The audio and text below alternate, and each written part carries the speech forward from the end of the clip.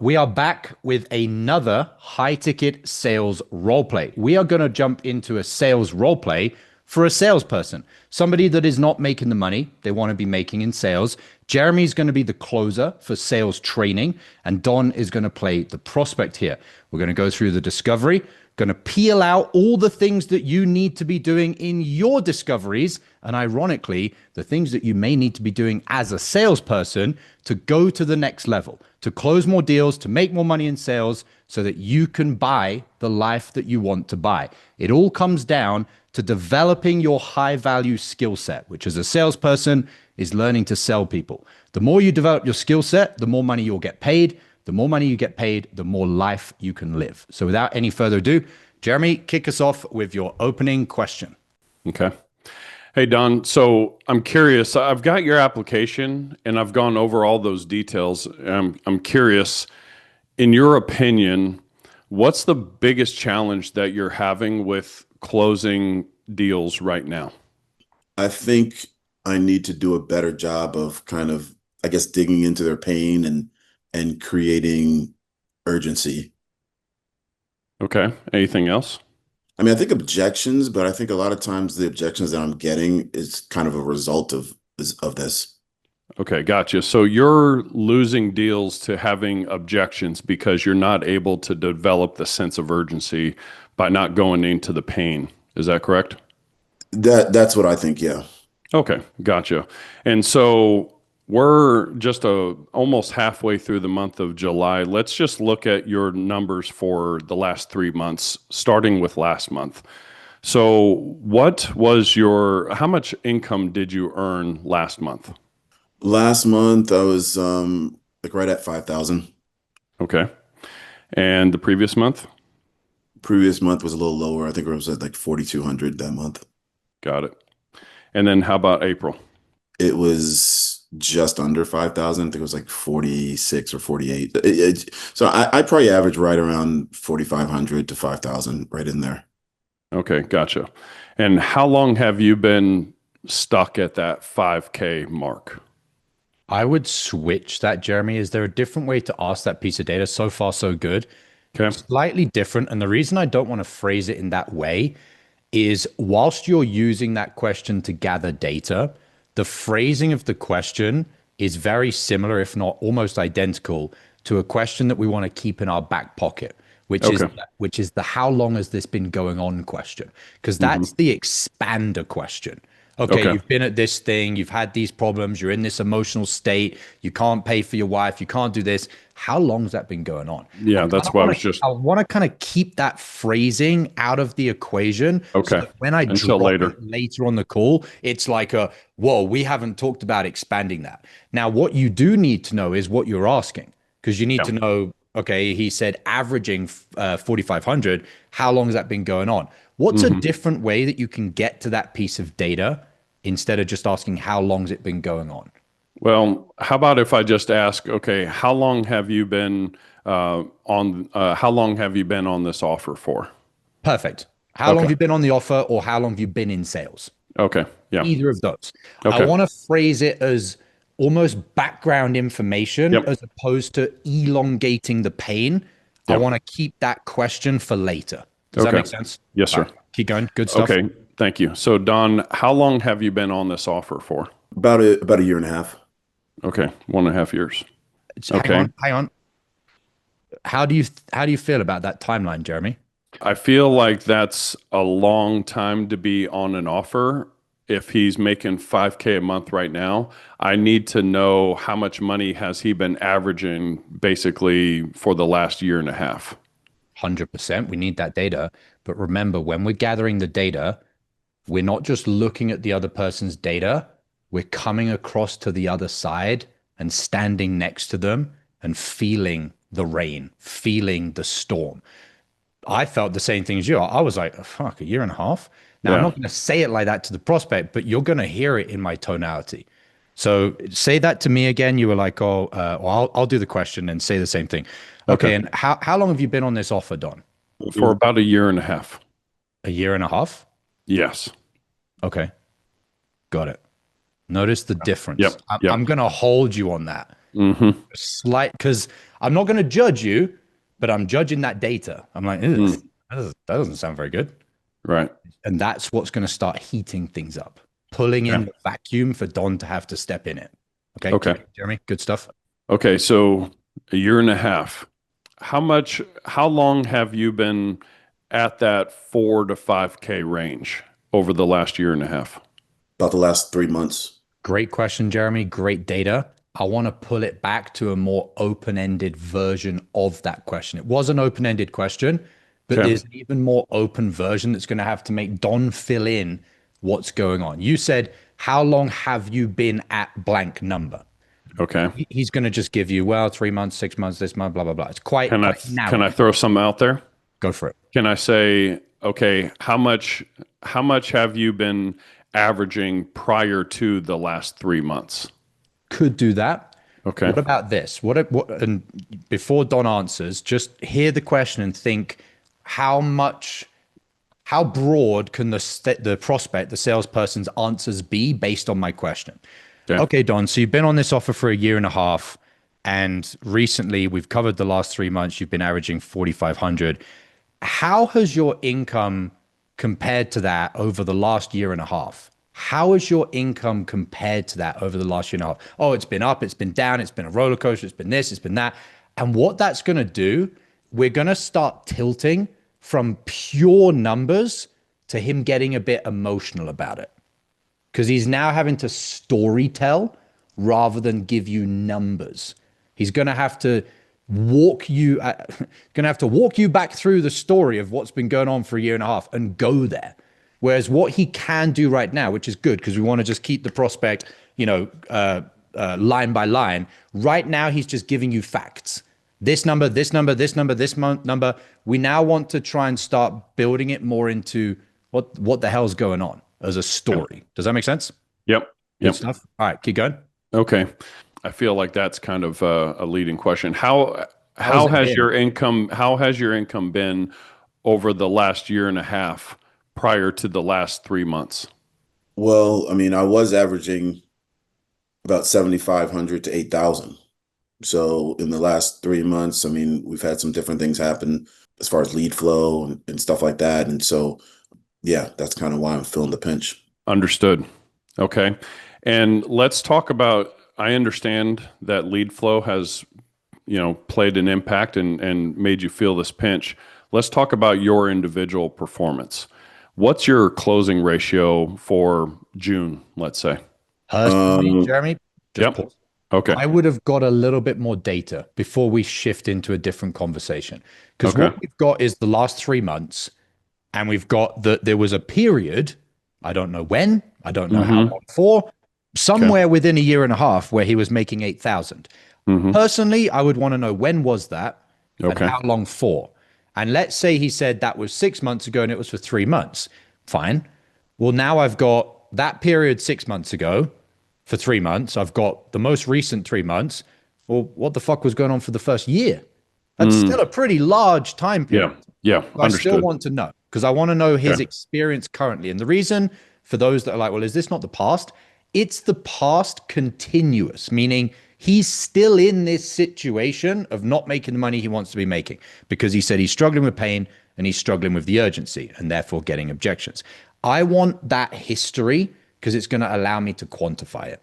That makes sense. I guess my mind where I was at in my mind was he was blaming outside factors, and so I wanted him to take ownership for where he's currently at. But I understand what you're saying. Like if he would have said, "Oh, his close ratio was higher," then I would have probably gone into that more data more. But that's what my mindset was, getting him to take ownership of it. Great. I love that mindset. And the reason that that's also going to be connected to what I was saying is, let's say he said that this 7,500 to 8,000 was only a 3 month period. And Mm-hmm. the entire year before that, he was at, 4,000.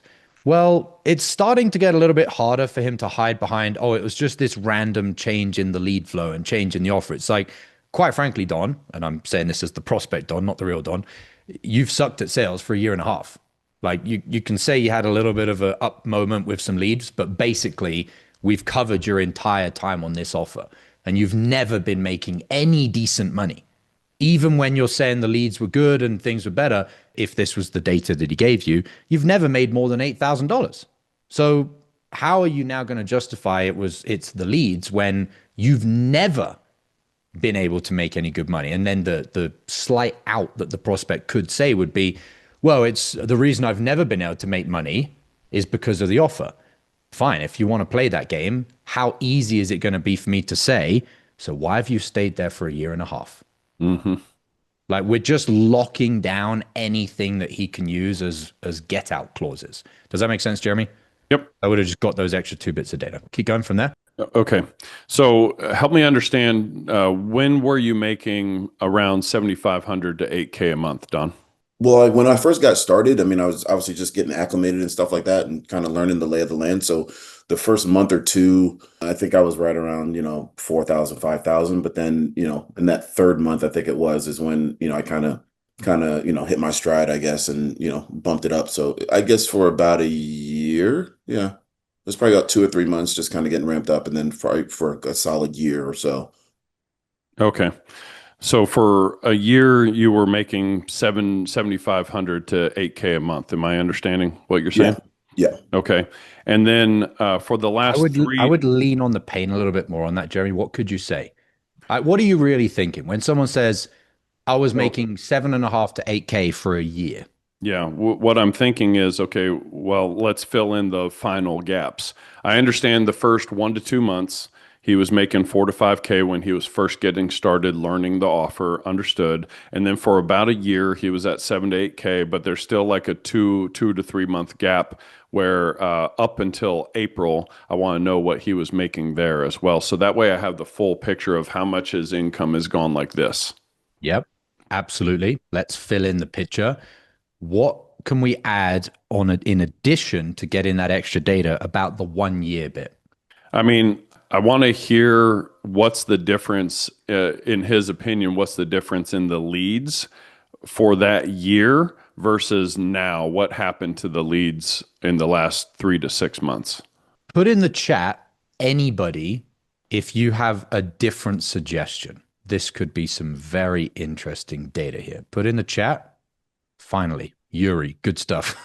I was like, I hope nobody on this call, given that we're all salespeople, is thinking it's okay to not progress for a year. Because if that was the consensus belief of everybody on this chat, we have a big problem. The fact that he didn't go up for an entire year, that's not good. So I would lean on that. So I'd say, okay, so you started at 4.5K. A year and a half later, you're at the same place again, 4.5K.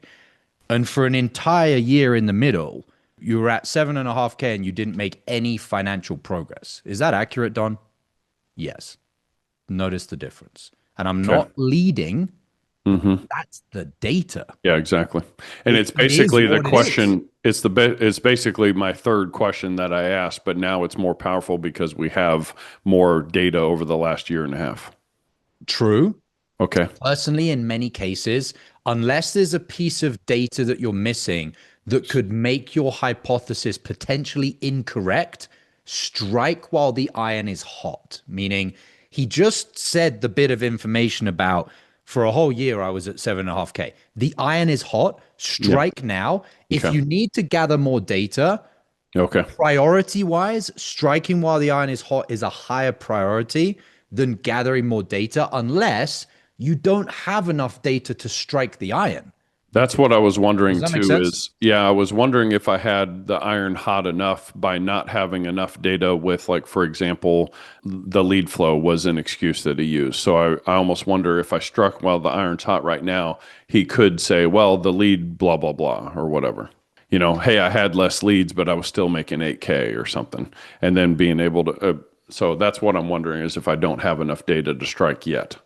You don't have enough data to strike and try and blame Don for the result, because he could say, well, it was the leads. Yeah. But we've got enough data to strike at the pain point, which is your income hasn't increased for a whole year. It would be premature to try and say, okay, so you haven't increased your skill set for your income to go any higher, because he could turn around and say, it's not my skill set, it's the offer, it's the leads. fine. That would be a little bit too much because he has a back door to get out of that. But to just simply say the pain, which is, so a year and a half ago you're at four to 5K. 18 months later, you're making the same amount of money. You haven't made any progress. And in the middle, there was a period where you were making 7.5 to 8K, but for an entire year, that number didn't increase. Is that accurate? Yes. Okay, got it. So it sounds like, Don, if I wanted to go a bit further, it sounds like, Don, you've basically spent a year and a half to not make any progress in the grand scheme of things. Is that accurate? Yes. Interesting. And then in turn, probably go to, why do you think that is? And if okay. he then wants to say, oh, it's the leads, it's the offer, blah, blah, blah. Okay, interesting. And so given that you were on this offer, not making progress for an entire year once, the leads were better, which was, the 7.5 to 8K, any particular reason you didn't change offer? I'm going to start leaning out, but that leaning out is going to make Don have to kind of fumble over his words. Does that make sense, Jeremy? Yep. As far as the skill set, you mentioned that was going to be one of my questions of like, okay, over the last year and a half, have you, looked into increasing your skill set at all? I think that's more going towards solutions, which personally I don't do much of. I prefer to just try and get the cause of the effect rather than like, what have you done? Yeah. Okay. More just, okay, you've been in this situation. Why? Yeah. Why do you think? Well, I think it's this. I think it's that. To answer Harry's question, I was just about to type it. So Harry says in the chat, is that slightly leading though to basically lean on the prospect and say your 7 to 8K is shit? Because for some people, they might be happy with that. Yes, that would be leading. But we're not saying the amount of money, Harry, is shit. We're saying the lack of progress is shit. That's a good distinction. I'm not focusing on 7K shit. I'm focusing on a year of your time to go by and not increase your results is shit. Whether you will make it, quite frankly, if you're at 50K a month in commissions and a year goes by and you're still at 50K, I would be holding you accountable to the fact that what the fuck have you been doing for the last year? Like, are you I wouldn't be going here in the sales context, but in my mind, I want to discover the person. Are you the type of person that cares about making progress continually? This is what we talked about in the YouTube video and what we did the other day, that education is not something you did, it's something you do. That is a successful mindset. That is a winner's mindset. That is a person that will go places. The person that doesn't go places is the person that stays where they're at. And partly, as Harry's saying, the reason a lot of salespeople stay where they're at is because they are comfortable with the amount of money they're currently making.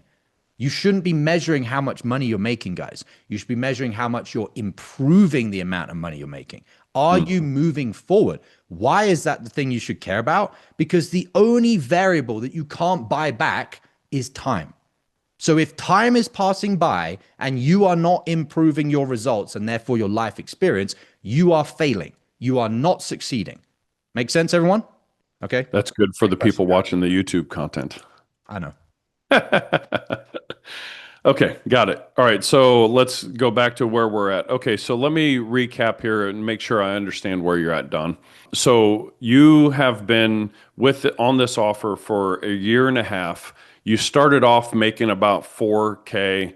You had a year where you were doing 7,500 to 8K, and a year and a half later, you're still at 4 to 5K. Is that correct? Yeah, that's accurate. Okay. With that being said, why do you how do you feel about not making any progress over the last year and a half? Well, I mean, that's why I'm here.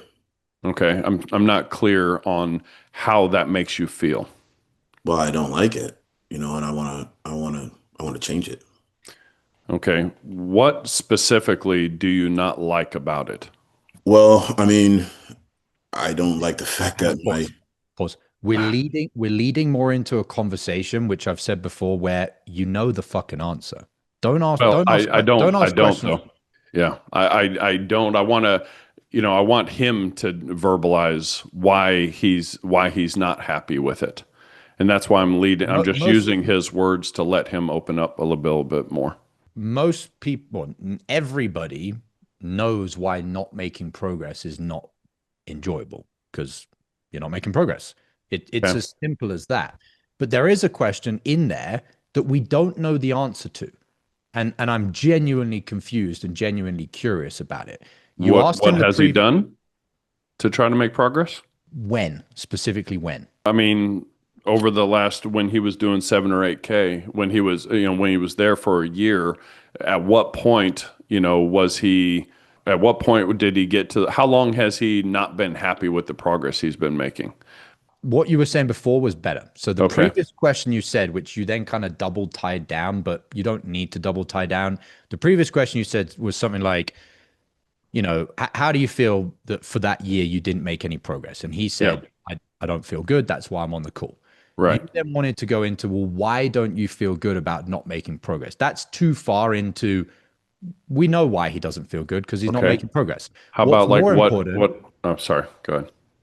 I'm go for trying it. to come up with the answer on my own without being spoon fed on it, Okay. if that's okay. It- Absolutely. What have you got? okay, so what have you done to try to make progress?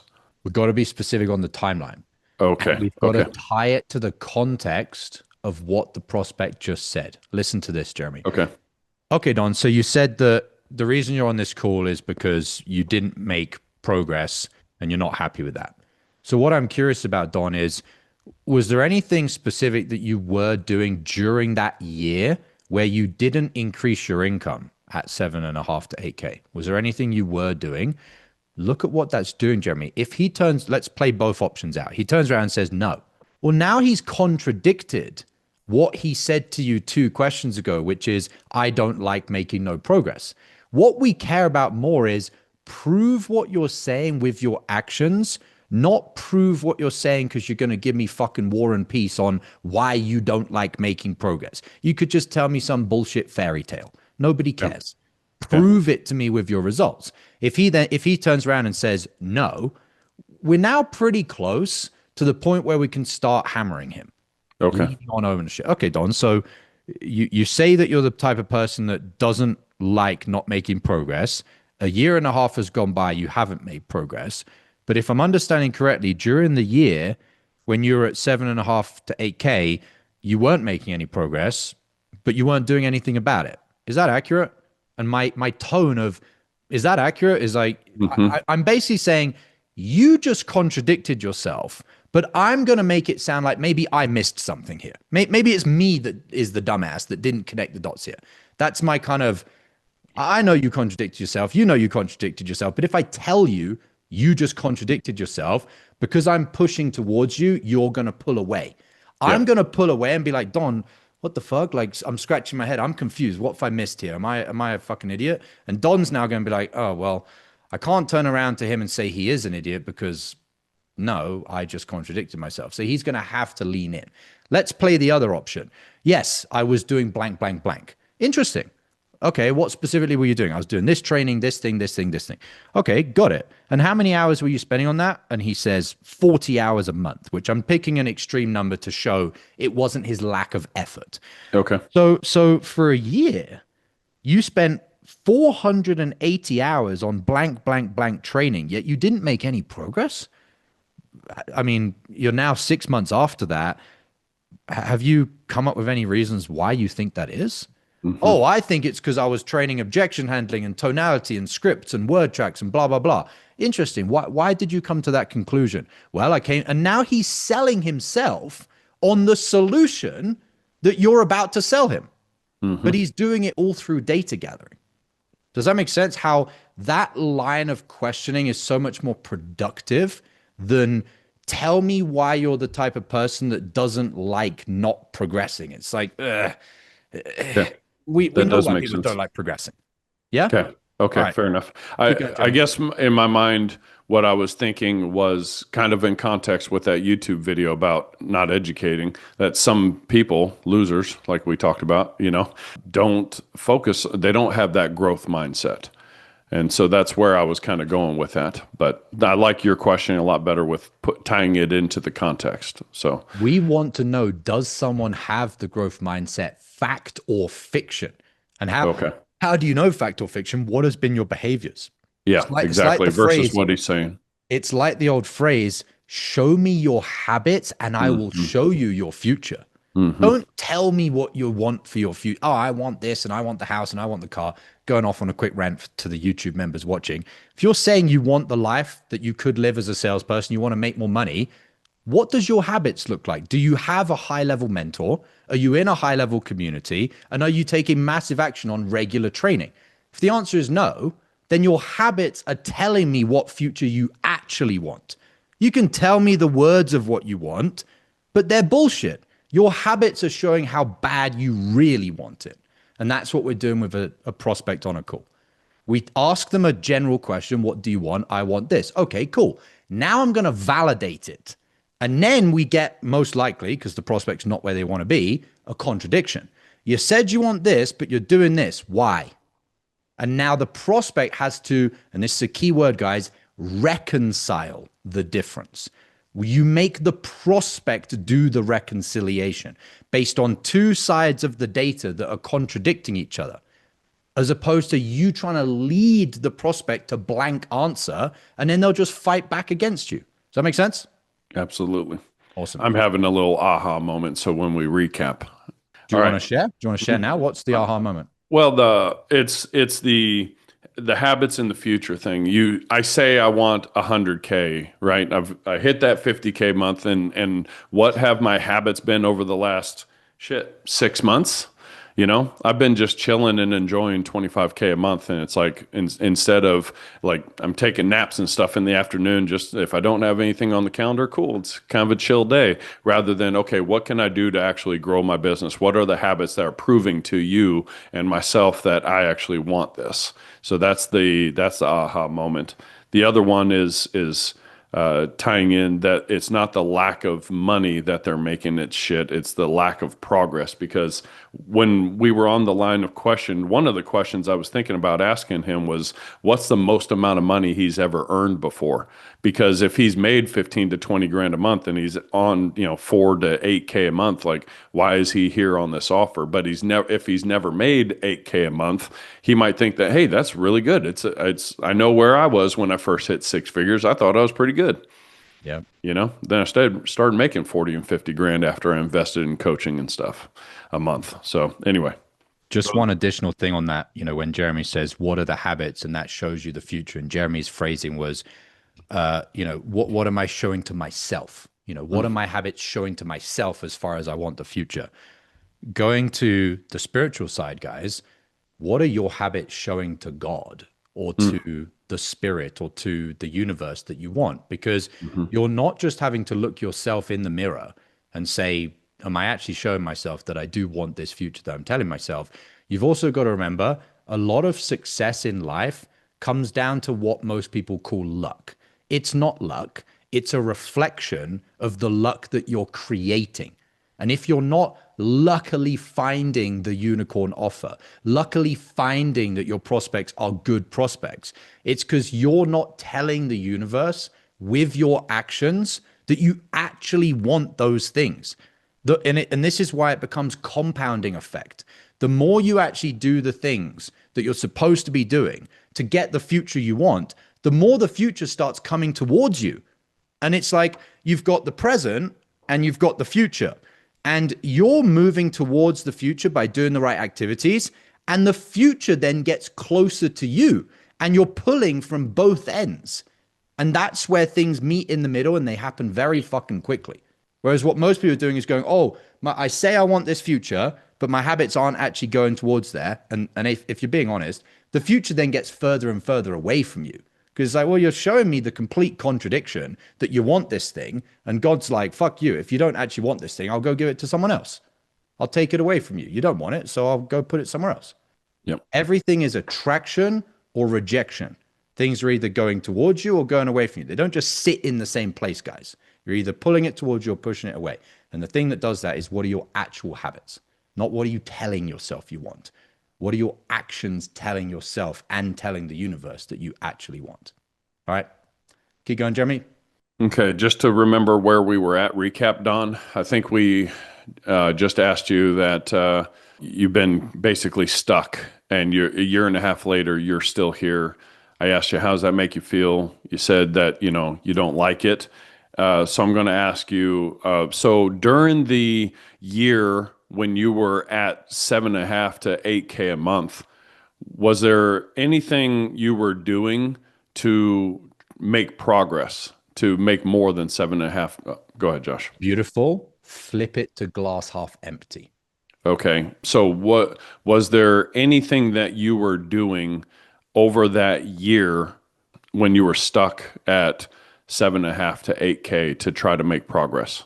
No. Flip the No. try to make progress to glass half empty. It's not To try to make progress. Oh, okay. To get out of that stagnation, To, or to get out of not making any okay, progress. okay. Yeah. So was there anything in particular that you were doing over that year when you were at 7.5 to 8K a month, when you weren't making progress? Damn, I feel like I'm not. That's not bad. Okay, hold So, on. Let so me do, you- go ahead. Go ahead. do you want to have another go? Was there anything that you were doing over the last that year when you were at 7.5K and not making any progress? Anything I was doing as far as what? He Sorry. said that because you didn't quite nail the end. Okay. I All don't right. think he could say that if I say it like this. And everything you said up to the end is going to be basically the same. It was Okay. the last bit. So during that year, Don, when you weren't making any progress, was there anything you were doing to try and get out of that place where you weren't making progress?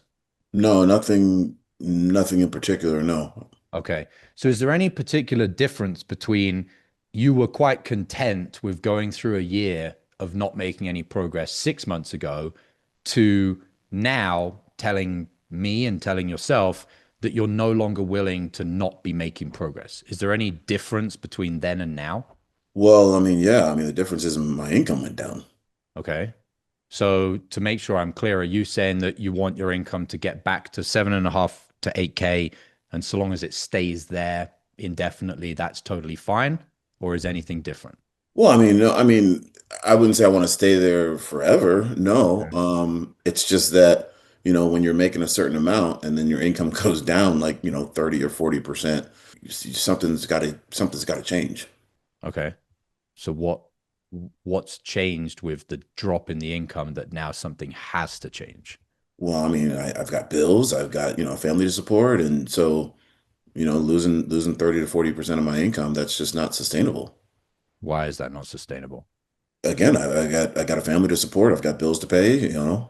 And so what about those things is making it not sustainable? I don't want to put words in your mouth, but are you saying you can't make those bills right now and you're going into debt, or what's going on? Yeah, I'm in a tight spot financially because my income is not where it was.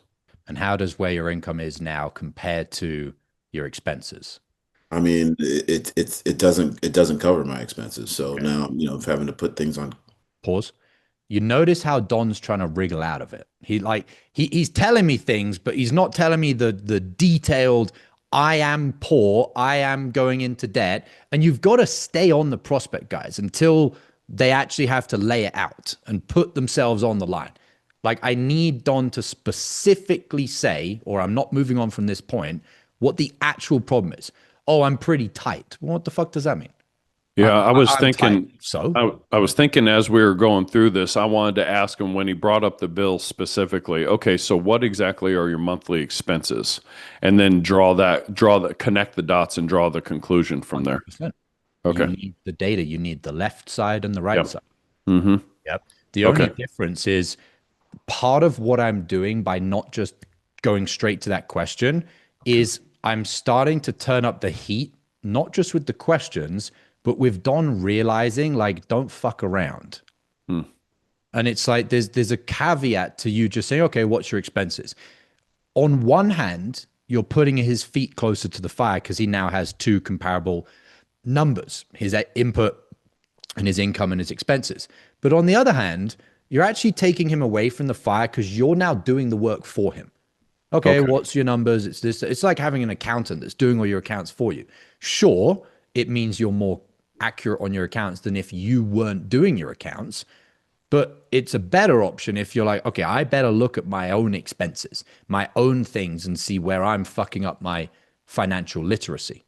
So that's kind of like an advanced thing, Jeremy, of like, you need to do exactly what you're doing.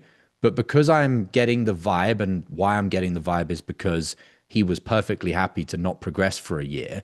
I'm Hmm. getting the vibe that this is the type of prospect that is typically fairly negligent with actually thinking things through. Like, it doesn't take much thought to think through, I haven't made any progress for a year, to realize that's not good. The type of person that isn't doing much thinking, I want to play the dance with that prospect of how much thinking can I get them to do? I want to make them do as much as I possibly can. If they get stuck because they're in a habit for years of not thinking things through, I'll start just asking data gathering questions, or maybe even a bit of a yes no question if I have to push it to there. But I'm always going to give the prospect the benefit of the doubt first. Try and see if I can get them to do the work. Does that make sense, Jeremy?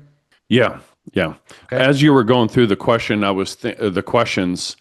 I'm having a bit of a realization and trying to connect the dots here. It seemed like maybe the quality of the answers we were getting was because the quality of the questions weren't great. So I thought maybe I needed to ask a more specific question, like what exactly are his monthly expenses, so that we can get the data and we can say, okay, so was there any particular reason why you weren't saving money, or whatever, going from there, and holding his feet to the fire there.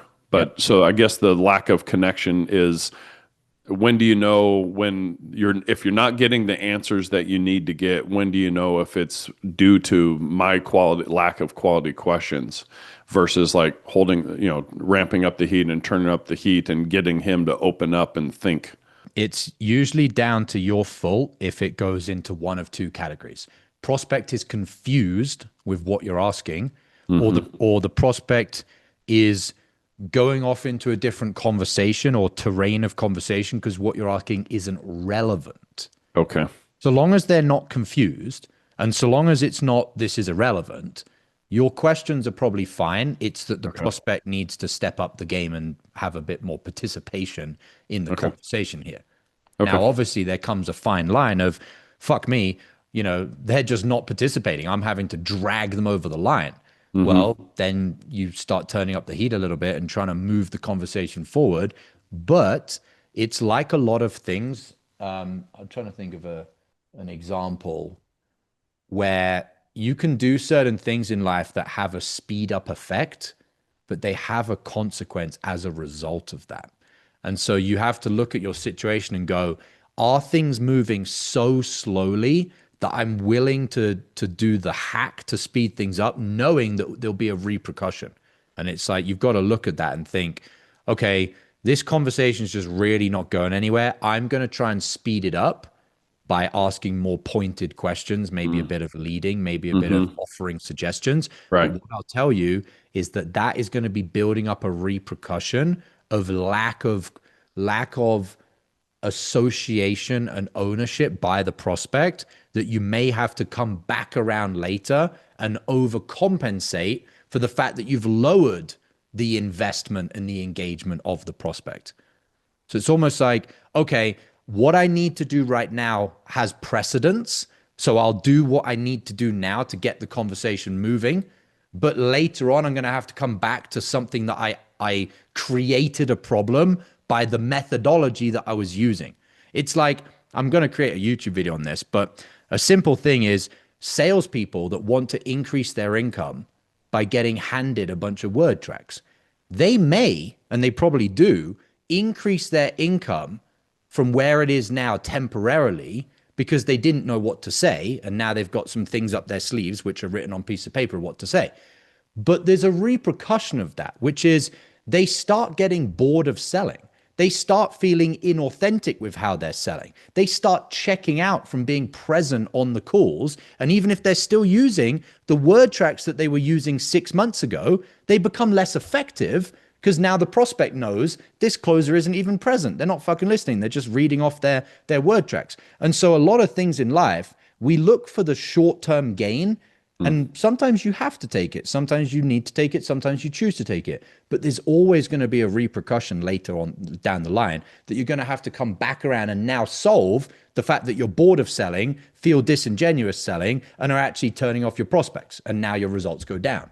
The long-term better option is, how about I learn a way to sell that has a slower learning curve, but has an infinite potential? Whereas what most people want is they want the quick gain and then things steady out. And then often they go back down on the other side. And so there's like these two ways of looking at things. And in my opinion, you should always try and go for the long term. It's almost like, say, and this might be super controversial to put on YouTube, but some people have the belief that there are certain treatments for cancer, like chemotherapy, that may solve the initial cancer, but they cause so much damage to your body by killing the cancer that now you've got an extremely weakened immune system that you die from the lack of immune system. And so it's things like that. It's like, where's the line? It's like, well, are you about to die from your cancer in the next 6 weeks? Probably better take the chemotherapy, even though you might die later from the chemotherapy. Does that make sense, Jeremy? It's kind of like looking at things in that bigger picture and seeing the pros and cons, things like that. Okay. Understood. So, and that's kind of why we're on scriptless, right? Because you can go one way or another depending on how the prospect's showing up. 100%. And in this case, the prospect's showing up a little bit, like he's not taking ownership. And so we have to kind of hold the feet to the fire there. Okay. So with that being said, where we left off, I guess, was that he was saying that he's not able to keep up with, his bills right now and his lifestyle with his family at the income he's at right now. I guess my question is, I need to know how bad the situation is and how long has it been like that for? Are you good with that, Josh? 100%. Okay. Okay. So let me get clarity on this, Don, on how long you've been in this position where you're not able to make your monthly expenses. So where you're at right now, making, 4 to 5K a month, how much are your actual monthly expenses each month? About 6,500. Okay. So when last month in June, when you only made 5K compared to that 6,500, what ended up happening with the extra $1,500 that you didn't make to cover your expenses? I had to, I have savings, so I take some stuff out of there, and also, credit cards as well. Okay, so you made up the $1,500 difference by pulling from savings and from putting on credit cards, correct? Yeah. Okay, how much did you have to put on credit cards to cover that $1,500 gap? What I would be looking at now, Jeremy, is I'd be clock watching. I'd be like, okay. We've slowed down in the beginning to bring the prospect in. Beautiful. Yeah. He's opening up. I'm now going to start thinking, can I speed this up a little bit? How about what if I asked them how much have you racked up in credit card debt to pay for those expenses, and how much money do you have left in savings? Instead of month by month by month, basically. Okay, got it. Exactly. Because I'm looking at the time and I'm thinking, we went month by month of his lack of sales results. Beautiful. Yep. You don't want to speed up at the front part of the call, because otherwise you'll miss something.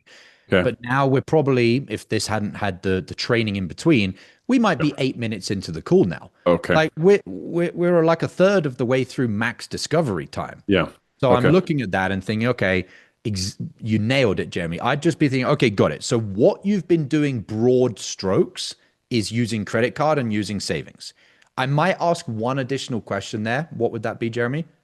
Well, when he was making 7 to 8K a month, what was he doing with that extra $1,500 a month? Could do that as well. Yeah. Although that's a little bit far into the past and not so much into pain. Okay. The only other question I might say there, just to cover my tracks, anything else? Okay, so you've been using credit cards, you've been using savings. Any other way that you've been covering this shortfall? Okay. No. Okay, cool. Now I know. Why do I want to do that, Jeremy, just before what I said we're about to do? I mean, the only thing I'm thinking of is drawing out more pain if he had to borrow money from family or something like that, or if there was any unexpected expenses or something. That's the only thing I can think of. Not quite. The Okay. reason we want to do that is we're about to speed up. Okay. I do not want to speed up when there may have been an entirely other track of road that by speeding up, I'm not going to see that other pathway as we drive past it. So it's almost like if you're about to pull out on a junction and you're about to pull out really quickly, the first thing you're going to do is look left and right and see, is there any other traffic coming? So that's what I'm doing. I'm looking ahead of me and saying, I'm going to dig into the savings and I'm going to dig into the credit card. But I'm Mm. about to pull out and speed up. I'm going to go, is there anything to the right of me? And is there anything to the left of me before I speed up? Okay. Does that make sense? So I'm Yeah. covering, I'm compensating for the fact that I'm about to speed up by Okay. just cutting off anything else that I need to cover. And that almost gives me the ability to put my blinkers on and say, I'm going to rack through these questions or this data very quickly. And Okay. then once I've got that chunk of data, which is the financial cost to his expenses superseding his income, I might then slow down again and start looking left and right and going broad strokes again. So you're Okay. just covering your tracks. Okay. Okay. That makes sense. But All right. exactly what you said is what you want to do, which is rather than go, okay, last month you made 5K, what Right. exactly were your expenses? Got it. The Right. month before was 4,200. What were your expenses? That's going to take too long. Okay. I just Understood. want a broad thing, which is how long's this been going on for? Hmm. I wouldn't say going on for, I would be specific. How long has your expenses been more than your income? Got it. Hmm. 6 months. During that 6 months, how much have you spent in savings Hmm. and how much have you put on credit card? And now, from 2 questions, we cover that whole chunk of data, Hmm. speeding things up a little bit. Does that And make then sense? I also feel like I need to know how much money does he have left in savings now. 100%. Yeah. Yeah. Absolutely. Okay. All right. Good. Absolutely. Just make sure I'm on the right pace. Absolutely. All right. Keep Okay. going. All right. So, Don, so how long have you been in this situation where you've had to cover the lack of income to be able to pay your expenses? Be careful you don't phrase that downplaying the pain. It's Okay. not covering the lack of income. No, no, no. How long has your income been less than Yeah. your Not expenses? monthly I'm expenses. Yeah. using the Got it. word your. Like Okay. I want this Yeah. to be Don's fault and Yeah. Don's problem, not Not. oh, the Yeah. income that God Yeah. decided to pay you just Right. unfortunately is less than your expenses. It's like, oh Understood. yeah, hard life for me. No, Yeah. this is your problem and your Okay. fault. Okay. Okay. So how long has your income been less than your expenses, Don? Well, these last 3 months. Okay. And so over the last 3 months where your income hasn't been enough to pay your monthly expenses, how much credit card debt have you racked up? A Now, Um, if pause, if you phrase it like that, little uh, too hard? he might be uncomfortable to Okay. answer. So How much have you charged in credit cards over the last 3 months? the only thing you need to change is contextualize in Don's mind why you're asking the question, and therefore he can't wriggle out of it. Okay. Instead of just saying over the last 3 months, how much credit card did you use up? It's like, oh, I don't really want to answer that question. Okay. Instead, all you need to say is during the last 3 months, to cover your expenses, which were less than your income, you've been using credit cards and you've been using savings. How much have you put on credit card? By Okay. contextualizing it, it's like, I'm asking this question because that's what we're digging into, Don. So you can't not want to answer the question because that's the problem you want to solve. You see how just finessing, okay, you're almost explaining to Don, you've been using credit cards, you've been using savings for the last 3 months. Therefore, how much have you used? You're contextualizing it. So he can't Okay. really not want to answer it. So you don't really have a choice. You're either you want me to solve a problem and you don't want to tell me how big the problem is, or well, then we can't go anywhere in the call. Okay. Understood. Right. Okay. So over the last 3 months, because your income hasn't been, because you haven't earned enough income to pay for your expenses, you've had to go into savings and add credit card debt. How much credit card debt have you had to use to pay your expenses? Well, over the last 3 months, it's probably been about 5,000. And I would Okay. just change had to use versus do you have now, present versus past. Instead of Oh, okay.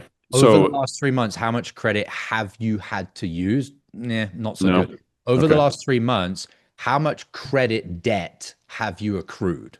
Or how Okay. much credit debt are you in, Okay. not have you used, past versus present? Keep it on the Okay. present. My Slight niggles. okay. My little bit of fear with asking that question is if he were to say, well, I had 10K before, now I'm at 15K or something like that. And where he might think What do that you mean by that? the previous debt that he had was irrelevant to the conversation now. That was my fear. Great point. Very, very specific, Jeremy. I like it. Frankly, I don't think it would matter too much, but it's definitely something that if a closer asked that question the way I phrased it, Yeah. and they didn't have the foresight to think, well, it could be previous debt plus additional debt, that might bite the closer in the ass. So long as you're aware that it could be accumulation of past debt and previous debt, ultimately, what matters is Don's in a bigger amount of debt right now that makes him feel even more uncomfortable. But the fact that Hmm. you're aware of that, Jeremy, is very good. That you're like, well, could be previous debt combined with new debt. So if you want to ask it and separate the two, that's totally fine as well. All right. So over the last 3 months, where your income wasn't enough to pay your expenses, how much credit card debt have you accumulated? Over the last 3 months, It's it's not been, it's not have you accumulated, it's are you in? Oh, okay. Okay. Yeah. How much credit card debt are you in? well, it's gone up over the last 3 months because of this. It's gone up about 5,000. Okay. And how much total credit card debt are you in? Good stuff, Jeremy. It's about 15. 15K. Okay. And how much of your savings over the last 3 months have you spent in order to pay your expenses? Before we switch to savings, Okay. we might be able to get some very interesting data about this person's entire track record of financial success. What would have been one additional question that you could Yeah. have asked Jeremy that would have got you? How long have you had that $10,000, or how long have you not been able to pay off that previous debt or something like that?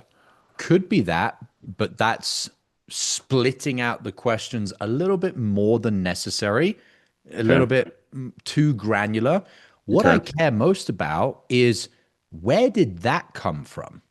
Because let's just imagine two scenarios, and it's Yeah. probably not scenario one if this was a real prospect. Scenario one, someone passed away. I mean, even really that scenario would still count to scenario two, but I'll use that as an example. Scenario one, someone passed away and there was an unexpected expense that we had to Hmm. put on a credit card. That's Hmm. scenario one.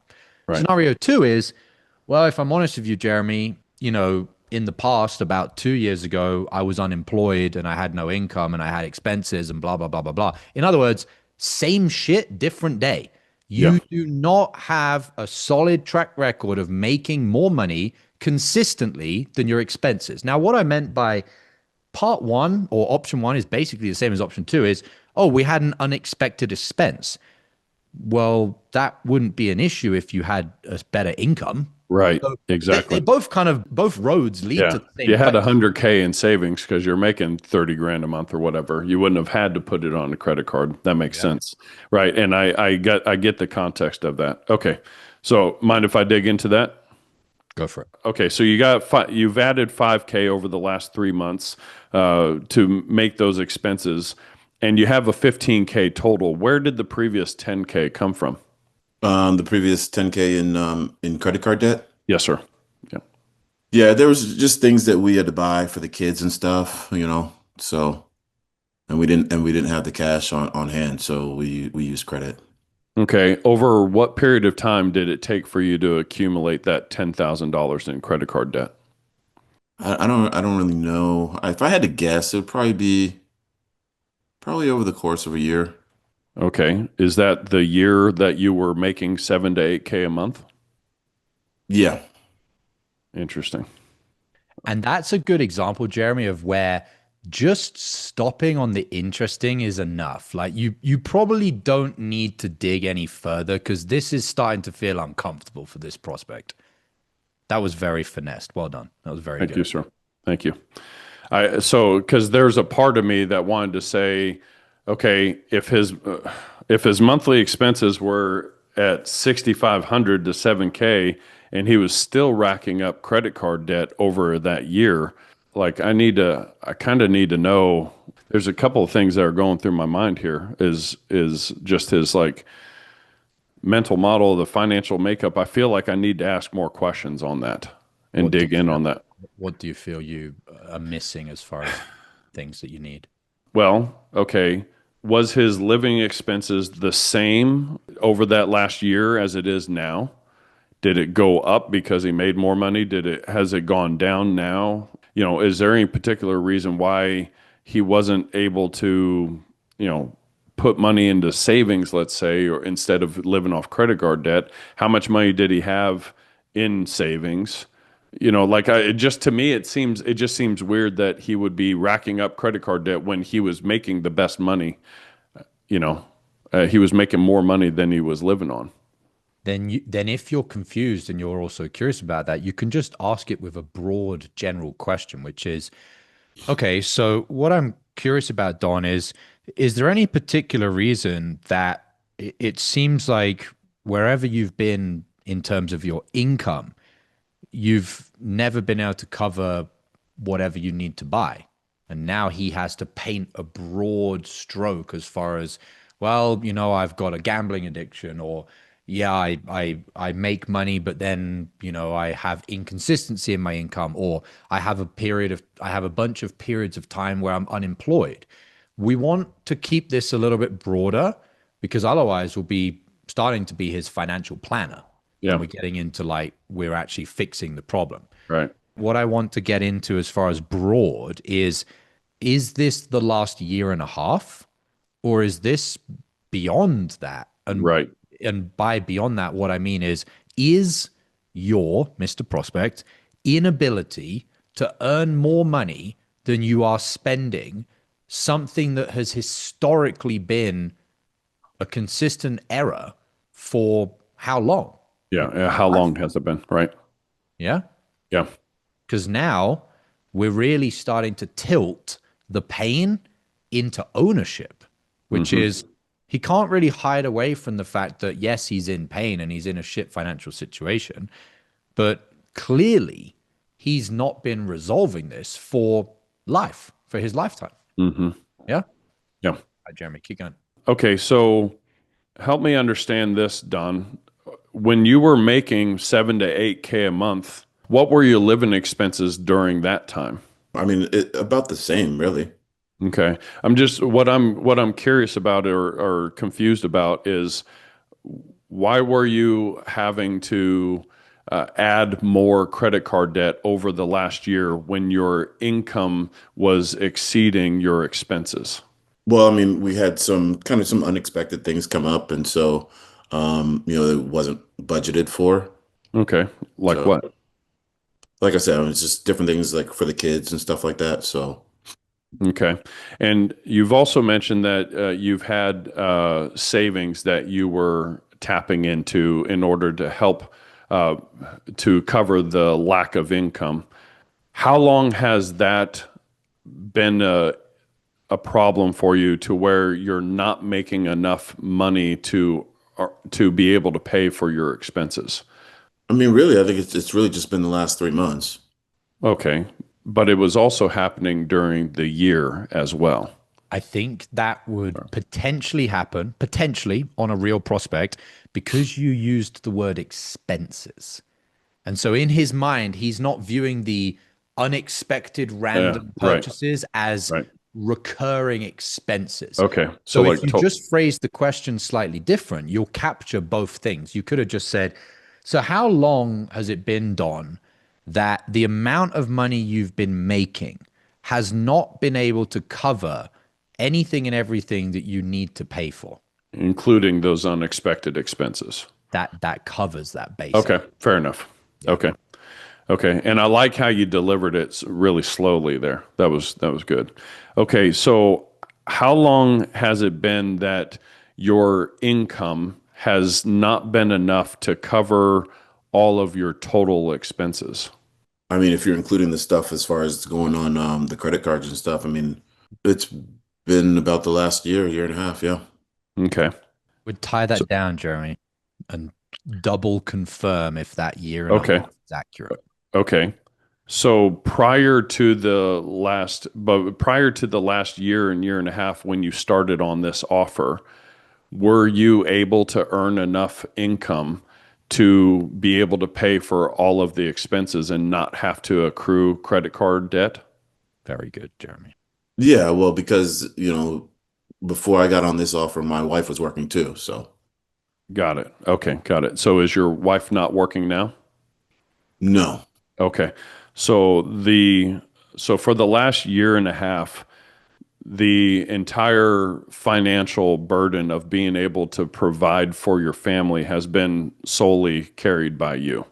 Yes. Okay. And for the last year and a half, you have not been able to earn enough income to be able to pay to support your family fully without having to take from savings and add accruing credit card, $15,000 of credit card debt. Is that correct? Yeah, that's accurate. Okay. When you look at that, how does that make you feel? Don't ask the feeling until we Okay. lock down. Is there any way for him to get out of this? What would Okay. be the obvious way for him to get out of? And I'll summarize his situation. Yeah. So the issue, Don, is that you're trying to cover a two-person income with one person. Is that accurate? Yes. Yes. So my question then is, what is the likelihood anytime in the near future that you go back from a one-person income to a two-person income? Mm. And now if he turns around and says, oh, well, that's like 2 years away. Okay, got it. So when you look at the fact that you're trying to cover a two-person income with one person, and as a result of that, you've racked up 15K of credit cards debts, plus we'll get into here in a minute how much of your savings you've burned through, and that situation is not going to have another alternative for another 2 years. How does that make you feel?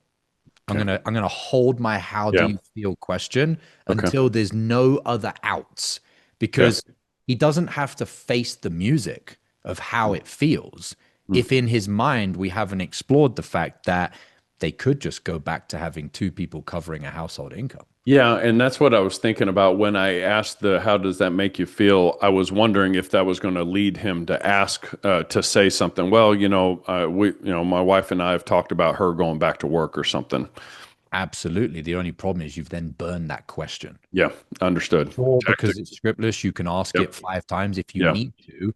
Yeah. But if you ask it later and you've redundantly used it Hmm. before, it's It's kind a of like a tactic. tactic shown. Yep. And it's like, Yep. Exactly. you used that tactic already. Yep. Exactly. Yeah, A tactic used is a tactic burned, right? 100%. Okay. All right. So I understand here. What's the likelihood that your wife would go back into working so that you could have two incomes to be able to, to make enough money to cover all of your expenses? Won't land if you don't put a timeline on it, Jeremy.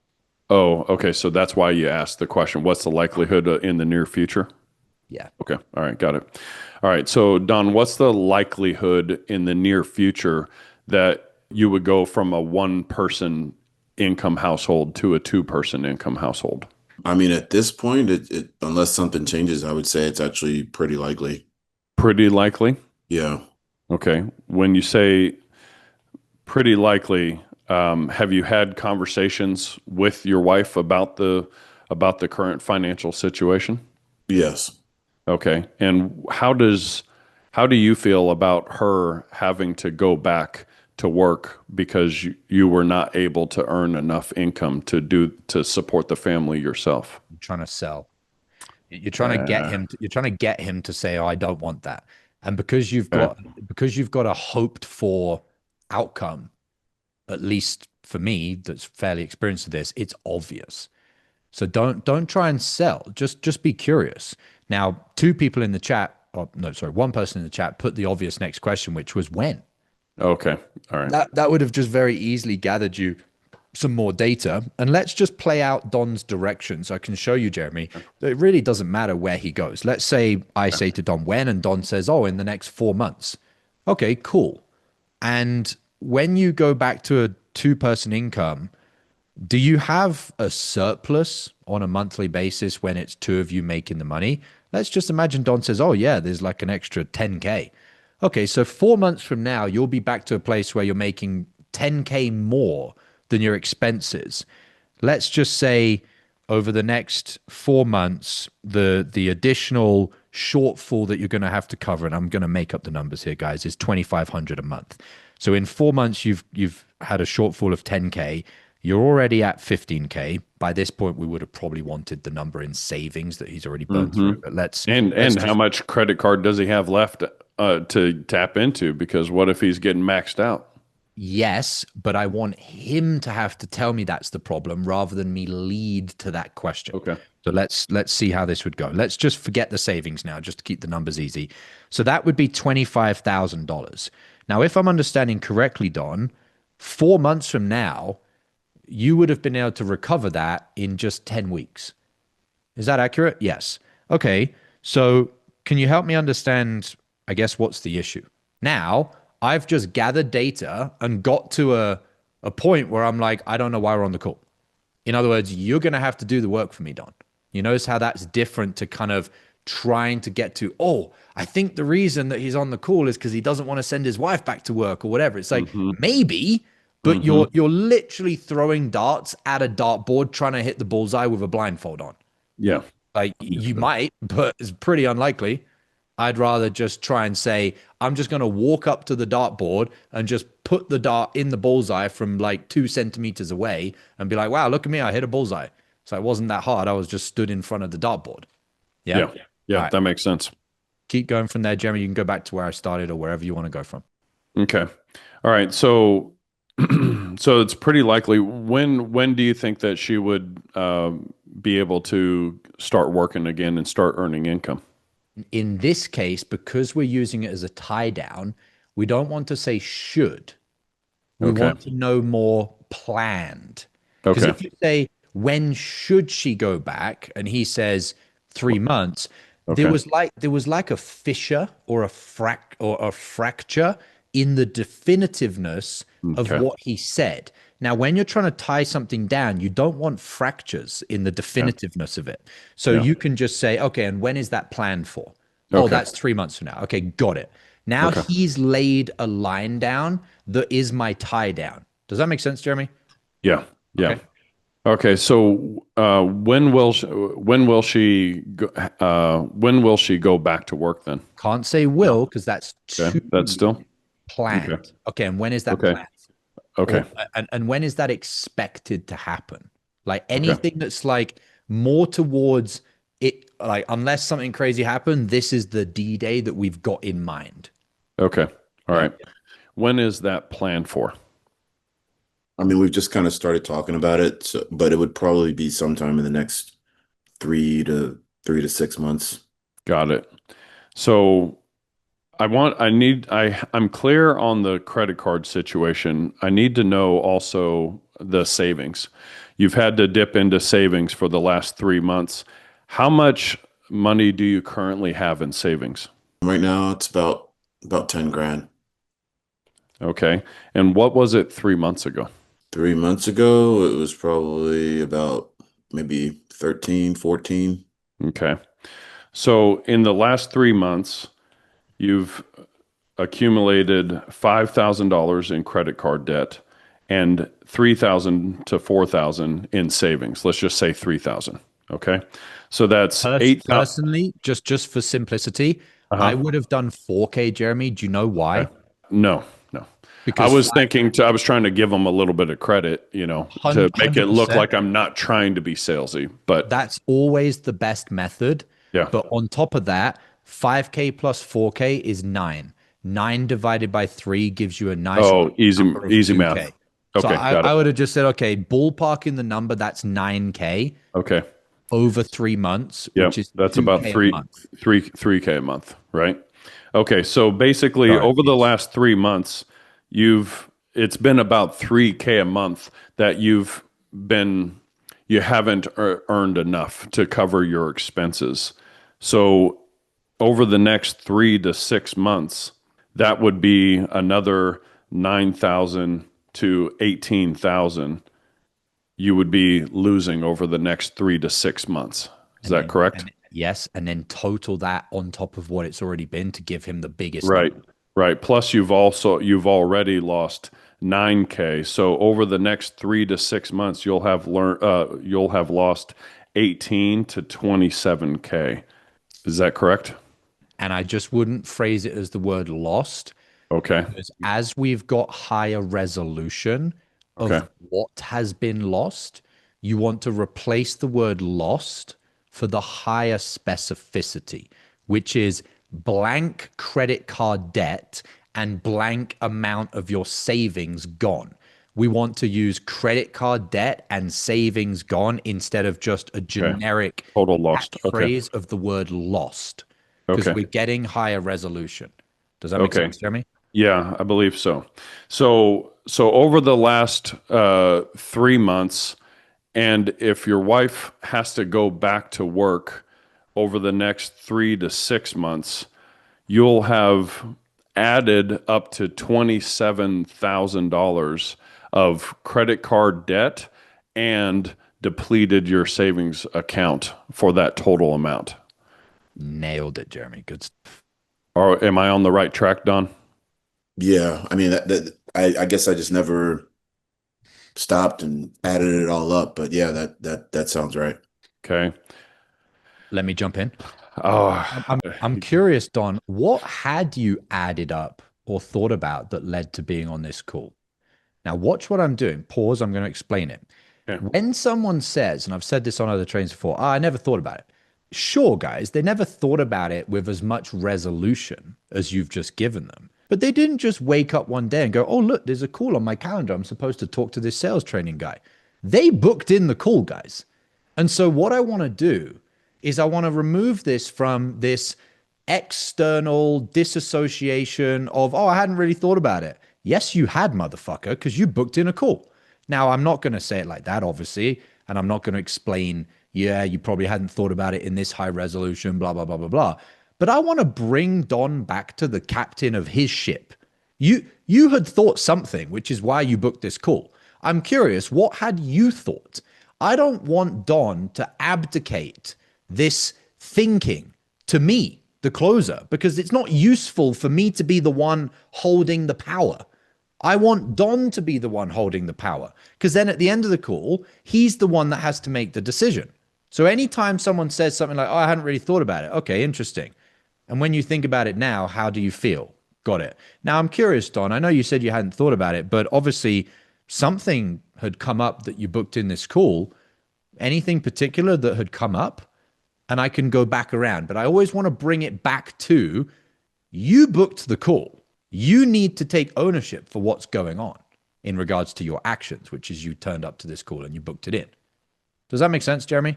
Absolutely. Yep. Those are good takeaways because I was thinking a different direction. I was like, okay, I was thinking, yeah, I like how you did that though.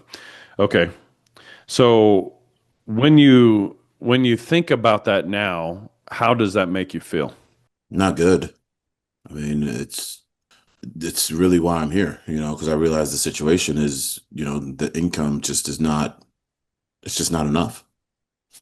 Right. And so up to the point when you book this call, what have you been thinking about in terms of if you don't continue to improve your income, what is your financial situation going to look like?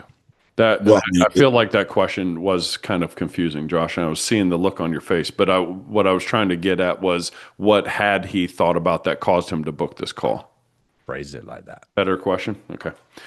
All right. So what you said you hadn't thought about it like that. So up to the point when you booked this call, what had you been thinking in terms of if you don't do something to make more money to be able to cover your, It's where sorry, you're too much? adding. Yeah, Too it's where much? you're adding all Okay. the stuff on the I end. was trying to add the context, which is what I kind of picked up on earlier. So I Then need put the context before the first and then ask the question. Yeah. context. Yep. Pause. Yep. Got Let it. the context sink in, and Okay. then ask your directive, which is a question. Okay. Let me just ask it simply. Up to this point, when you booked the call, what had been going through your mind? I mean, obviously, the first month I recognized that the income wasn't there, but I just thought it was, in sales you have ups and downs. I just thought it was just a down month. Then in the second month, when I realized that the lead flow wasn't really picking up, I knew I had to start thinking about some things, whether I'm going to switch offers or just take on a second job, do Uber part-time or something like that. And then once it got to the third month, then I knew for sure that something had to happen. Okay. So, in your opinion, what do you think needs to happen? I would have tied him down on what was the issue. What was the thing about month 3? Yeah, and I'm also thinking in my mind, here we are in July, and now it's the 11th, and now we're on the call now too. That's another thing I'm thinking. But I'm also okay. So the thing I'm thinking is like, okay, he's got a couple, escape routes here, and so okay. So what was it? Was there something in particular that happened in month 3 when you realized that something needs to change now? I guess it's kind of some of the things that we've been talking about, meaning, you know, dipping into savings, putting things on credit cards, the income not being enough to cover the expenses. I mean, it's not sustainable. But my question, Don, is you've been in this situation at least for a year and a half where your income has not sustained your total expenses. So, and it sounds like, because I asked you earlier on in this call, was there anything you did during the year when you were making 8K to increase your income? And now we know that your income has never been enough to cover your expenses. I really want to understand, has something shifted drastically for you that you are now approaching this with a very different perspective than you have for the last year and a half? Notice, pause before you respond on, like, I'm not playing that game, Don. Like, we're turning up the heat or we're getting off the fucking call, right? Like, we've done enough now. We've been in data gathering for 15 Probably minutes, 20 15 minutes. minutes. Right. Yeah, Like, exactly. you're either going to keep going around in circles or I'm going to tie you the fuck down. And notice how my tonality is super chill, super stoic, because I know I'm hammering you. And I'm not hammering you because you're being a bad person, not hammering you because you've been rationalizing or justifying or lying to me or not answering my questions. I'm hammering you because it's like, you need to pick a road now, Don. Which one is it going to be? Okay. So that's probably what I would have asked at that point. I would have cut him off before he rambles for too long, let him Okay. speak a little bit, then cut him off. And it's Yeah. okay. Yeah, I understand that, Don. But if we're being real here, it's been a year and a half that your expenses have, whether it's unexpected or not, have not been met by your income. And notice how I'm putting all the context in, so he can't argue with it. And hmm during the year, when your income didn't increase, you weren't actively doing anything to get in front of it, even though you were having these unexpected expenses. hmm So you just mentioned on that on month 3, something shifted. What exactly shifted on month 3? hmm And it's not month 3, it's month 8. 18. Yeah, exactly. Yeah. That's what Yeah, I was like a thinking. year and a half plus 3 months. hmm Now you've decided to shift something. hmm Why? Yeah. Because I've put all the context in. He knows, like, you better give me a good answer, Yeah. right? Okay. All right, All Jeremy, right. keep going. All right. Okay. So help me understand here, Don, because it hasn't just been the last 3 months, it's been the last year to year and a half that your income hasn't been enough to be able to meet all of your expected and unexpected expenses. And you And haven't, you haven't been doing something about it. That's that's the what I was key just getting thing. ready to say. Yep. Beautiful. And maybe I delivered it a little slow, but like, and you haven't done anything to be able to earn more income over the last year and a half. So I'm curious, what was it specifically at, last month that made you decide that something needs to change now? I mean, I know you mentioned the unexpected expenses. It's just like I just never really looked at it that way before. I was always just kind of looking on it on a month to month basis and making sure that, I was bringing in enough to cover the monthly bills. And like And I so said, when what I what saw, changed? That makes sense. And so what changed that now you are looking at it that way? Mm, thank Like you. I still need a Yeah. reason. You can Yeah. keep And telling me I wasn't looking, I wasn't this, I was doing that, blah blah blah. Give me the reason. yeah. No reason, no rhyme. No reason, no change. I like how you And cut him and, off and I'm there I'm too. gonna cut him off because I'm like Yeah. we've done this Right. conversation 3 times now. Yeah. Yeah. Yep. Exactly. All right, keep going, Okay. Jeremy. So go ahead and just go with it. So, okay. I understand all of that, Don, but why now? well, because Yeah, sorry. Go ahead. because I see it's just not sustainable. I mean, we would, my wife would have to go back to work. And even then, I mean, she wouldn't be making a ton of money. So, I mean, it would help, but it wouldn't, everything wouldn't be rosy. So when I look at everything, it's like to me, the fastest, quickest way to increase the income is for me to just get more skills. You know what I mean? And be able to close at a higher rate. I understand that. So, Do you, what Jeremy? have you, sorry, what? Do you? I don't. I I don't mean, understand how the sustainability of the last year and a half is any different to the sustainability now. yeah, I I'm think, still not crystal clear on that. okay. I feel like he's, okay. All right. I'll let you. This is where most salespeople get stuck, guys, because they're Yeah. like, oh my God, I've asked this guy 3 times and he's still not really giving me an answer. I guess I should probably move on before this gets awkward. Yeah. And I feel like Let it get awkward, guys, because okay. if you're more afraid of it getting awkward, you're not going to get paid. Right. You're more afraid of sitting there being like, sorry, Don, but I still don't get it. It's the salespeople that get to this point have 2 directions to go: bail, pull the ejector cord and try and go talk about something else, or stay and sit there and handle it and go through the fire. Those are the ones that get paid. These are the inflection points of closer A who gets rich and closer B who stays poor. Okay. I would So just again, say, okay, Don, but I'm still not clear on why now. But I you have to understand your contextualize why okay. you're not clear. Okay. Why are you not clear, Jeremy? So so here's the thing, Don. You've been in this situation for the last 18 months and you've known that sorry, What situation? Yeah, Don. Describe the specific of the situation. It Don't sounds leave like any Don. vagueness. I'm sorry. Don put something in the chat. He wanted to add something. Go for it, Don. So, Josh, and this is one of my limitations, obviously, because sitting here right now, I don't even know what would be a good answer. I've tried to give a couple of good answers to help it go forward. And so that means I don't even know what a good answer is. So right now, I don't even know what to say.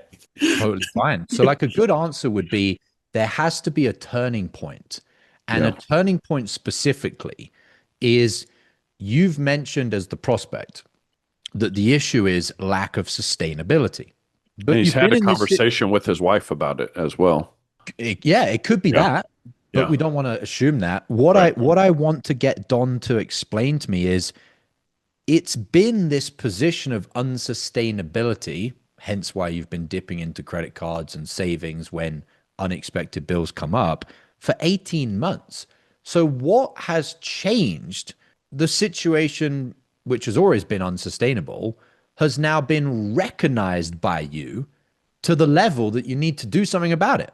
Like, I want to know what has made the unconscious conscious for you, because it's not what has changed the situation from sustainable to unsustainable. It's you've never been in a position for the last 18 months, Don, where your income has far superseded your total expenses, whether expected or unexpected bills. But now you're wanting potentially to do something drastic to fix this when for the last 18 months you haven't. And when I've asked you why, you've said because you know it's not sustainable. But why now do you know it's not sustainable when for the last 18 months you either didn't have that awareness or you had that awareness but you weren't doing anything about it? So what's changed? And like I'm going to have to like, you know, take me by the hand, Don, and I'll walk you through why I'm confused so that you can't be confused why I'm confused. So I thought when I gave the answer of I wasn't really looking at the unexpected expenses in there. I was just looking at the monthly, and I realized the first bad month, I thought it was just I just chalked it up to being a bad month. But then as I got to month 2 and month 3 of it being slow, that's when I realized, man, I'm not even in a point where I can keep up with the monthly expenses. That's the answer I gave. I thought that's in your mind, that's not good enough. Not really. It's not going to get someone to give you 10 grand. No. Okay. So Pe- I'm still People, stuck people, people, then. people will just make up something, but people don't book in sales calls because things are continuing to get worse. People book in sales calls where there's been an anvil drop of the bad situation has all of a sudden fallen off a cliff. Like Mhm. people don't make changes unless there's been a injection of intensity. That's when people make changes. Like the credit card's maxed out or something, or Gotcha. my wife finally said that, hey, we can't. I'm going to have to go back to work if you don't step up or something. There has to be that pivotal moment where you realize I the end of understand the now. road, right? Yeah, like most likely in this case, it would be something to do with the wife, or it would be something to do with the credit card, or it would be something to do with an external factor like you've got a child. Okay, let me explain those three examples. Most likely one, if it was a credit card, would be that you've been racking up credit cards and you went to get the next credit card and you got declined. So now you're like, oh shit, Exactly. I can't get another credit card. That's one option. The wife would be something like you had a unexpected conversation with your wife, which you had been completely oblivious was going on in her mind, that she's now brought to your conscience. Something like, hey Don, I really wanted to go on holiday for to blank blank blank, and the money that we'd been putting aside to do that was the savings. Have we got enough in the savings to still do that holiday? And you turn around to your wife and you're like, well, no. And she's had this really pissed off face.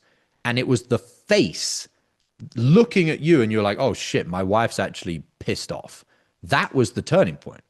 Or a third one would be your child turned around and said something like, Dad, I want to go to Disney. And you're like, well, we can't fucking go to Disney because we don't have the money.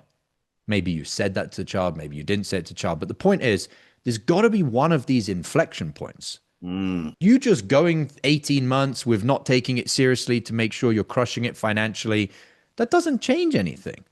It doesn't. Like, I'll give you an example. He's in the chat here. I won't name the name, although people might know. One of the members of the mastermind had been considering joining the mastermind for a relative period of time. They were just considering. No, they wanted to do it. No, they needed to do it, but didn't pull the trigger. And the turning point was they bumped into me in person. And then they're like, oh, okay, well, yeah, maybe I should have a conversation about this. And there was a change point. There has to be something different that comes into your life. Otherwise, you'll keep doing the same things. And that is just human psychology. People don't just, people say the straw that broke the camel's back. It's not that there was one piece of straw that all of a sudden, broke the camel's back. It's that one piece of straw was a tipping point. It went from not being affecting the camel to affecting the camel. This lack of sustainability was not affecting you to it started affecting you. Why? What happened? What changed? You have to give me an answer. And the prospect could be like, why do I have to give you an answer? And if you want to break the fourth wall and explain it to them, feel free. Now, don't just tell them, because anything you say goes in one ear and goes out the other. So you would do it like this. Prospect says, I feel like you've asked me the same question 3 times, and I don't understand why you keep asking me the same question. Totally understand. In your opinion, why do you think I keep asking you for a reason that, given that 18 months have gone by and you've not done anything about this, that now you're going to do something about it? Put it back on them. Well, I don't really know. Well, if you think about it, why do you think that matters? Well, I guess if it's been 18 months and I haven't done something about it, I guess I need a reason. Why do you think you need a reason? Well, and now they're going to have to start explaining themselves through the question that you're asking them about. because people know this. It's not rocket science. Anybody with a few brain cells knows if something's been going consistently and it starts changing direction, why? Was this motivator actually the real thing that was enough for you to change direction? So sometimes you just have to explain it to the prospect, which is totally fine. Does that make So, sense, Tom? Understood. yeah, Josh, where I'm at, I've got a sales call that's fixing to happen here in a little bit. I got two back to backs. So How long have you got? a maximum of 15 minutes, but I was hoping to Perfect. wrap up in the next 5 minutes or so. Perfect. We'll do 5 more Get minutes. some to eat. Absolutely. We'll do 5 minutes and then we'll wrap up. Okay. Back to the previous question, Don.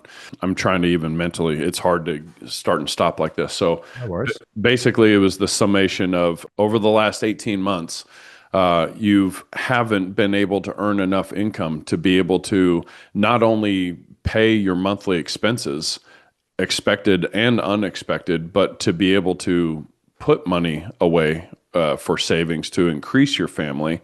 You've been supporting your family by yourself by having to dip into savings you've had and had to add up $15,000 of credit card debt. And, it's been that way for a year and a half.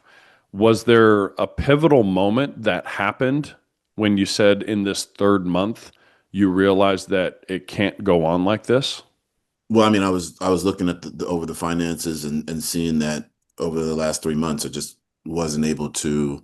Actually, it was in the second month when I realized it was starting to really get slow with the leads, and so I applied for another credit card to, because I could see we were going to need it, and I was declined, and so I realized that that put us in a really really bad spot. Okay. With you not getting approved for that other credit card and it putting you in a really bad spot, what do you mean exactly by that? Well, just financially, I mean, my wife would definitely have to go back to work. And I already know, because we've talked about it, I already know that she's really not even happy about that at all. Understood. And so, given that, when you started looking at the finances and then you went to apply for another credit card, which you thought, no worries, I'll just get another credit card. When that declined word popped up on your screen, how did you feel? It was like a punch in the gut. I mean, it's kind of like, you're out there drowning and the lifeguard has a pole and you're reaching for it and you can't grab it. It just, yeah, I don't even know how else to describe it. It was it was really bad. Yeah, okay. And you described that as being drowning, and you went to get the outside help that you needed, and basically you were rejected. Do you Exactly. do you still feel like you're drowning now then if you haven't been able to get that lifeline? Oh, I mean, absolutely. When you say drowning, what is that day to day for you? I mean, it's just like this pressure, constant pressure of I have to find a way to get more money. One of those ways, again, is my wife going to work, but then that comes with added pressure of her being pissed off at me that she's got to go back to work. And then I'm sure how that's going to affect the kids. They're not going to be happy that, mommy's not around as much. So I mean, it's just Is it's that it's, it's like a snowball effect. is that pressure, is that bubbling over in any way? You mean how I treat my family? I mean, I don't. I think I try to protect them from it, but it wears on me. I mean, it's something I think about 24 hours a day. How is it wearing on you right now? Is there maybe one, two, or three specific wares that you're feeling? I mean, just mentally, man. It's like I said, it's on my mind all the time, and I know it affects my sales calls. We always talk about not having commission breath and stuff like that, but when you get in that state of mind where you're just focused on your own income, that's never good for sales calls. So I try to have it not affect me, but part of me feels like it definitely does. Hmm. And then you mentioned something very interesting, which was you want to ensure that you protect your wife and your kid from this pressure bubbling over. What Absolutely. Protect them from what? Like, you obviously know yourself. You don't have to tell me any details, but do you feel like this is going to bubble over in a way that you might not be able to protect your family from if you don't get it resolved? I mean, when it comes to my family, I'm certainly not a violent man, but I mean, it's just, it's just like a powder keg, it's just, I do feel myself. And again, I know I'm very conscious about the way I treat them, but I feel just like little things bothering me that normally wouldn't bother me. My son leaves his toys out, or just, it's like I got a shorter fuse. But like I said, I do everything I can to stay on top of it, but I can feel it.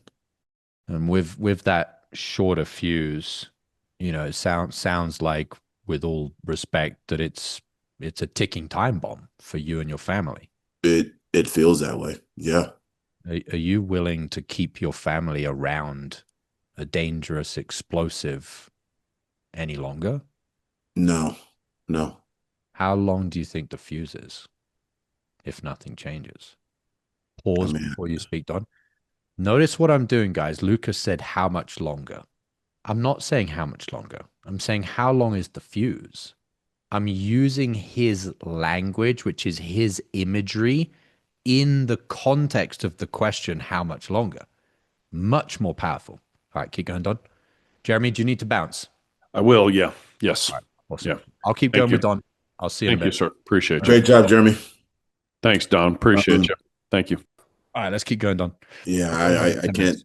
say a specific length or anything, but it feels like it's getting shorter by the day. Okay, how short do you think it is right now if you were to ballpark it? Do you think you can hold this together and protect your family from the inevitable for another 6 months, another No, year? no, absolutely not. Absolutely not. I mean, I feel like it's probably like 30 days. Okay, sounds pretty dangerous. It feels dangerous. Okay. So then my final question to you, Don, is, let's shift gears here a little bit. Is, what do you think has caused, in your mind, your family to now be in this dangerous place where they are around a bomb and they have 30 days left on the fuse? It's the fact that I'm just not making enough money. Okay, absolutely. And what do you think has caused you to not be making enough money that has now put your family in this position?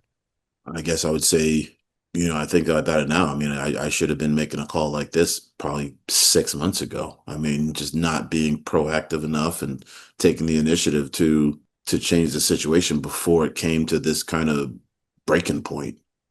Are you willing to keep your family, whether it's today with this bomb or another bomb in the future or another bomb in a different context? Are you willing to keep threatening the well-being of the people you love due to your lack of initiative in the future? No, I wanna be able to fix it Why? because I love them, because I care about them, because they deserve more, better than this. And what's different now that you feel your family deserve more in regards to your initiative and your proactiveness than 18 months ago, where you were still not being proactive? What has shifted in your values, your beliefs, your mindset as to why now's different?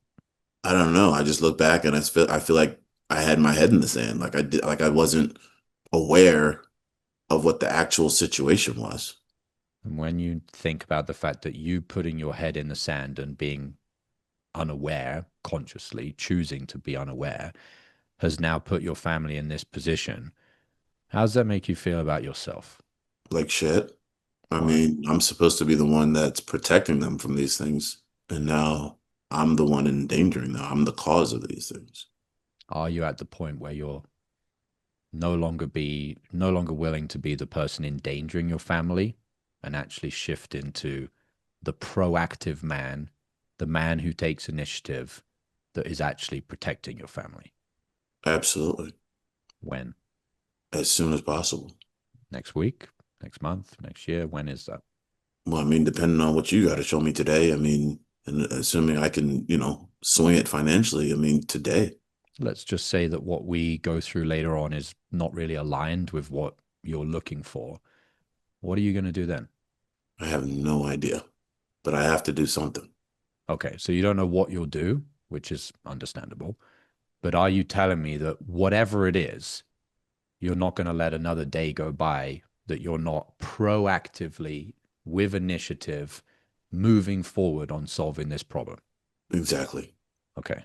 The reason I ask that is because, sure, I'd love you to become one of our next success stories. You sound like a great guy, but it doesn't really change my life or make a difference to me whether you enroll with our program or not, with all due respect. What I care about is that you are not going to go another day not enrolling into something that is going to be proactive and taking initiative to increase your ability to make money as a salesperson. And so long as you're telling me that you commit to that, that's the right mindset and the right commitment level of someone that we would like to bring into this program. Does that make sense? It does. Why does that make sense to you? Because, I mean, based on what we've talked about today, I mean, a change has to be made. And like you said, I mean, if this isn't the right fit, well, then obviously fit's very important, but something has to happen regardless. So I got to find something that's the right fit as soon as possible. All right. Well, the only thing left to do is to see if one of our competitors is the best fit for you or whether it's us. So if you want to go through what we're going on, A through to Z, I'll take you through all the details. And then by the end of this call, you're either going to decide this is it. I'm going to take action on this right now, or I'm going to hop off this call and I'm going to go straight onto Google and start booking in a call with someone else. Because as you said, you need to do something about this right now. Does that make sense? Exactly. Okay. Do you want me to take you through what we've got going on? Please. Okay, cool. Put in the chat if you were like, oh, I know Josh is going to basically sell the competitors. I want to start with comments on what I just did at the end. And the reason I'm focusing on that is because I had no idea I was going to do that. Right at the end, it just showed like such care for the prospect that it just makes that level of trust and that like connection with him so strong that he just has no choice but to really get to that next level with you. It's such a strong connection. He's going to remember this conversation forever. 100%. And the thing is, let's just say at the end of the call that he does think that what we do is the best service for him, because I was willing to say, I really, with all respect, I'd love you to be a client, but it doesn't change my life whether you become a client for us or a client for someone else. What does change my life is knowing that you've made a decision. The likelihood that when it comes to making a decision that he chooses us is much higher, simply because I am detached. I really don't mind. And it's genuine, guys. I'm like, if our program is actually the best fit, he'll join it. If it wasn't the best fit, then I hope he doesn't join it, because I don't want a prospect to join our program if it's a worse fit for him or he genuinely doesn't feel aligned. I think of the big picture, the spiritual laws of sales, which is fine. I might lose this one prospect and tomorrow all of my calls will turn up and they'll all be fucking piffs. That will be what will happen, because I just believe in good things happen to good people. It was like my mind went to, well, you haven't done anything. You won't know if it was something that will work for you until you try, right? It was kind of the thing I thought of, but the way you did it was even more unattached than that. Because like I'm sure people probably heard that before, like, oh, it sounds like a word track almost. And you don't know until you do it, right? How would you know it'll work, right? Us for someone else. But it's like, I don't care what you do. You just emphasize the hell out of like, you're going to do something for yourself today. We're not going to dilly dally and wait like you've been. Like that was, and I think like, even if it wasn't the best thing for him, or he didn't even feel like it was the best option, he'd still go with it. Just because he was like, I have no reason to not trust this guy. Exactly. It's like, imagine the thought process of, well, how am I going to know what's the best one for me? Is it a program I've not been in or another program that I've not been in? Well, I don't have any data on that until I'm in the program. What data do I have? Well, I have data on the fact that this person, this salesperson, is basically just saying, I want you to make a decision whether you work with us or not. That's good data. I'll take that data and extrapolate that to my assumption of the delivery of the program. the fulfillment of the program. I'll use that as my crystal ball. And the other thing is like just basic human psychology. The person that doesn't care to sell, my program's the best, you need to join my program, usually is the one that knows our program is the best program. Hence why I don't need to tell you it's the best program. And if you want to go join our competitor, that's totally fine too. I don't care because I'm so confident and certain that our program is the best. All right. Final takeaways from Don. I've heard it said before on other role plays I've seen, and it's so true. I mean, even though I'm playing a fictitious prospect, it still got emotional. It got to feelings about things. So that was, even though I'd seen it from other people, it was really still unexpected. Like, no, I mean, I didn't think that could really happen. So, scriptless sales, internal mastery, being able to actually go deeper with your prospects, being able to hold them accountable, being able to challenge them, being able to make them do the work. These are all the things that you're missing in your sales calls that are keeping you at your current income level. But the question is, just like a prospect has to do, are you willing to admit, are you willing to look in the mirror and be honest with yourself that you're making the money that you're supposed to be making based on how much work you're putting in, based on how you're showing up, based on not having the mentor that can teach you these things and working directly with them? Are you willing to admit it to yourself that you're making exactly the amount of money that you're supposed to be making? And then do you want to change it? And if you do want to change it, click the link below this video and go to the website, unicorncloser.com, and enroll into the Unicorn Closer Mastermind. Actually show up differently and actually get the mentor that will teach you all of these things that are missing in your sales calls so that you can start earning the money that you truly want to be earning. And I'll see you on the inside of one of these trainings where you can actually participate. That is what it takes to make more money in sales. I'll see some of you on the inside.